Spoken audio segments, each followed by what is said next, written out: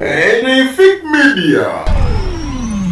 Bannaddiini bakubye ebituli mu gavumenti lya Uganda lwa nyegenyege ebyalumbuye ku kufa kwa Salim Saleh bikyalanda.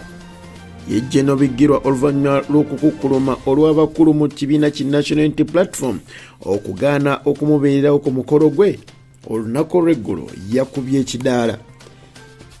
Eyaliko sipiika w'eggwanga Uganda ya Parliament y'eggwanga Uganda Rebecca Itwala Kadaga asanyusizza abantu mu nyegenyege. Aseno ekyali ku ntikko amanya muziki wa Alhaji Abdul Munyamishafi Kulwanga eno ye Fake Media geno ge mawulire gaffe amasu agabeerayo buli lunaku. Bannaddiini batabukidde gavumenti y'eggwanga lino Uganda oluvannyuma lw'okuteeka omutwe mu nyegenyege festival oluvannyuma olw'ababaka ba Parliament gattako ne speaker okuvaayo ne batabukira ekivulu kino nga bagamba tekirina kubeerayo olw'obuseego obubaayo. Bannaddiini baneeno okuva mu masinzo ag'enjawulo olunaku lw'ejjo ku Sande basobodde okubeera nga ate bakayuukira gavumenti nga bagigamba nti ekyamazima kineno kye mukoze si kirungi kubanga mugezezaako okulaba nga mutumbola obumenyi bw'amateeka n'obuseego wano mu ggwanga Uganda. Nyegenyege yasobodde okubeera nga ate ekivulu kino kikomekerezebwa olunaku olw'eggulo era abantu bangi basobodde okubeera nga babeerayo n'oluguudo lw'ejjinja ne lukwatirira bampa ku bampa lyanda ku lyanda.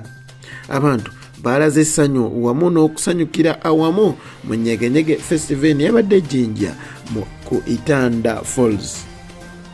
Ate byo ebyalumbuye ne Jeno Salim Saleh bikyalanda oluvannyuma lwa Lumbuye okuvaayo n'abulira eggwanga nga Jeno Salim Saleh bwe yava mu bulamu bw'ensi eno Omukama Katonda nti yamujjulira dda wabula bakyamuterese.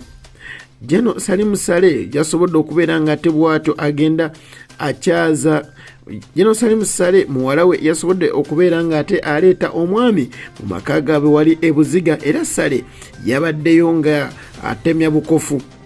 Omu ku boogezi yavuddeyo n'abeera nga ate agamba Salim Saleh nti ekyamazima social media yatabuse dda era buli omu agamba nti wafa dda.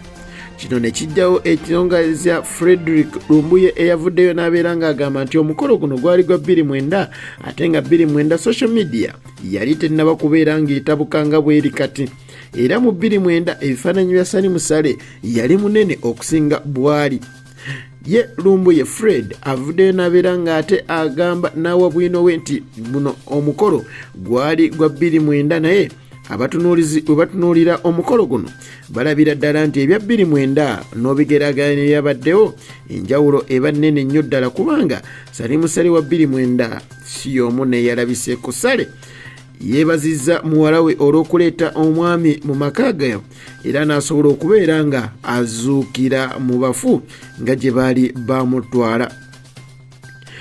Yejje n'obugirwa ono nno nga yakulira ekibiina ki National Unity Platform mu Eastern Uganda kyaddaki yasobodde okubeera nga ate akuba ekidaala era bw'ato mwana munne yamukyazizza mu maka g'abazadde be.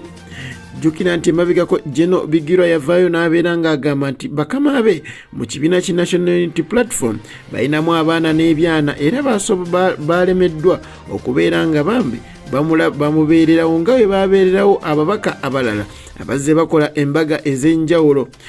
Jeno Bigirwa ono nno jjukira nti emabegako y'omu ku abo abagambibwa nti yasooka okukuba essasi eryasooka bw'osobola okulyogera mu nsonga y'amagye oba okulangirira Bobi Wine nti alifuuka pulezidenti w'eggwanga Uganda.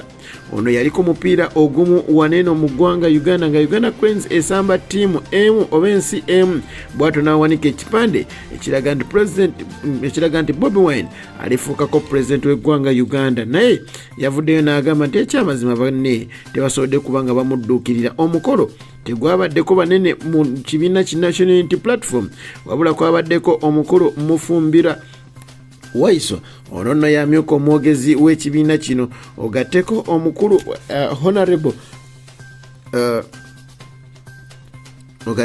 Honorable Nkunyingi Muwada wamu n'abatonotono abalala abasobodde okubeera nga babeerayo.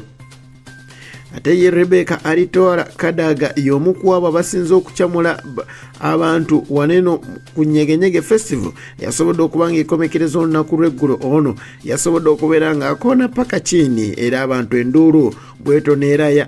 Rebecca alitwala Kadaga y'omu ku abo abasobola okuba nga bavaayo ne bavumirira abo abaali baagala okubeera nga balemesa ekivulu kino ekya Nyegenyege era bw'atyo n'asobola okubeera nga ye abalaga nti ekyamazima ali wamu n'abo abategesi. Olunaku lw'eggulo yabadde musaale nnyo era ng'alaga nti ekyamazima akuba paka chini ne mu kitanga ne unaakoona ne dansi mu kyetooloovu. Ate Gagana asembayo klabu ya Arsenal the Gunners eremedde ku ntikko ya table ya Premier League oluvannyuma lw'okuba nti yasobodde okuba Brentford egoolo 3 kwa Muzuku Haji Abdul Nyamishafi Kulwanga nze akusomedde amawulire omukama Katonda akonkomere mpaka olunaku lw'enkya era tuleeta amawulire mwebale kuwagala Fit Media.